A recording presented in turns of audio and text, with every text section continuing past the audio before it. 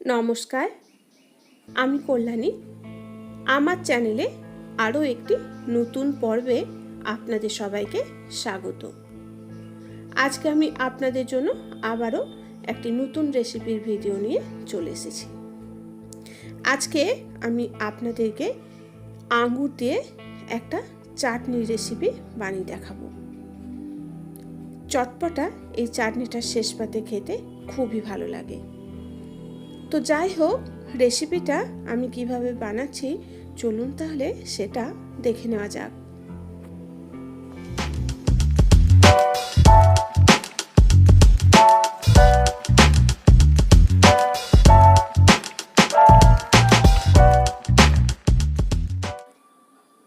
প্রথমে একটা আমি ভাজা মশলা তৈরি করে নেব।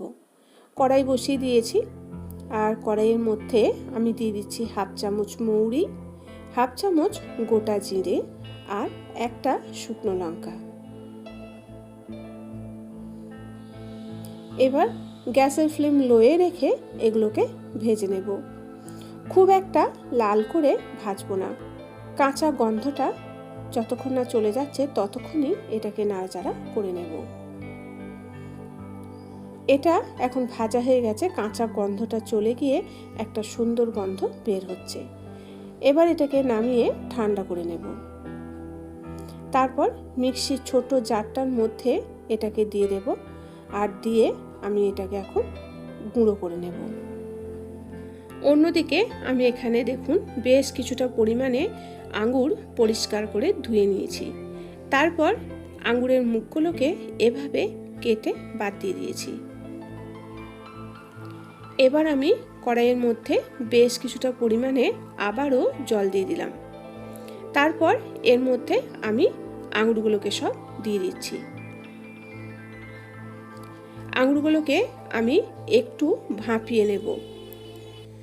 আঙুরগুলো যদি এভাবে প্রথমেই আমরা একটু ভাপিয়ে নিই তাহলে আঙুরগুলোর মধ্যে যে টক ভাবটা থাকে সেটা অনেকটাই কমে যায়।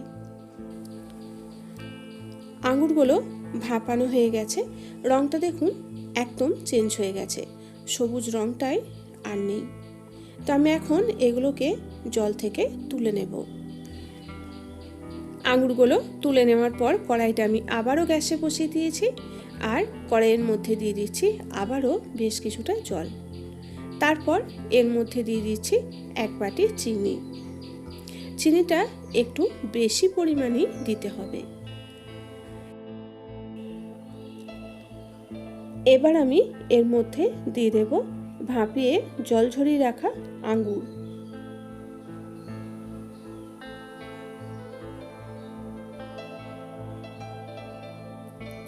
দিয়ে দেব স্বাদ অনুযায়ী লবণ।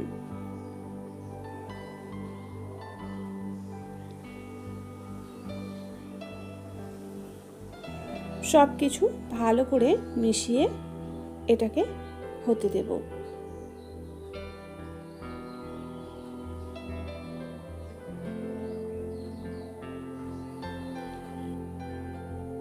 বেশ কিছুক্ষণ পর আমি আপনাদের কাছে ফিরে এসেছি। এখন দেখুন চিনির শিরাটা ভালো মতো ফুটতে আরম্ভ করে দিয়েছে, আর আঙুরগুলো দেখুন গোল গোল হয়ে ফুলতে শুরু করেছে। তো আঙুরগুলো এখনও সেদ্ধ হয়নি, আরও এভাবেই বেশ কিছুক্ষণ রান্না করে নেব। আরও বেশ কিছুক্ষণ রান্না করে নেওয়ার পর এখন দেখুন চাটনিটা হয়ে গেছে। চিনির শিরাটা অনেকটা শুকিয়ে এসেছে, আর আঙুরগুলো হালকা হয়ে উপরে ভেসে উঠেছে। তো আর এই রসটা বেশি টানাবো না। এবার আমি এর মধ্যে দিয়ে দেব বেশ কিছুটা পরিমাণে কাজু, আর দিয়ে দেব 1 চামচ পাতিলেবুর রস। পাতিলেবুর রসটা দিলে রসটা আর বেশি ঘন হবে না, এরকমই রসটা থাকবে, নাহলে রসটা আরও বসে যাবে। তো এবার আমি এর মধ্যে দিয়ে দিচ্ছি ভাজা মশলা। এখানে আমি ভাজা মশলাটা 1 চামচ দিয়ে দিলাম। আপনারা যদি আরও চটপটা বা ঝাল খেতে চান তাহলে ভাজা মশলার পরিমাণটা আরেকটু বাড়িয়ে দেবেন। তো ভালো করে সব কিছু মিশিয়ে নেব। তারপর চটপটা আঙুরের চাটনি আমি নামিয়ে নেব।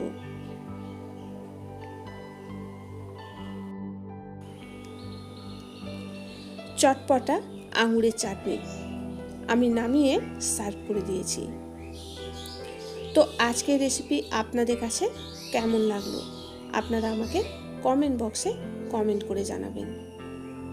আর বেশি ভালো লাগলে চ্যানেলটাকে সাবস্ক্রাইব করে পাশে থাকার অনুরোধ রইল। দেখা হবে আবার কোনো নতুন ভিডিওর সাথে। সবাই ভালো থাকুন আর সুস্থ থাকুন। নমস্কার।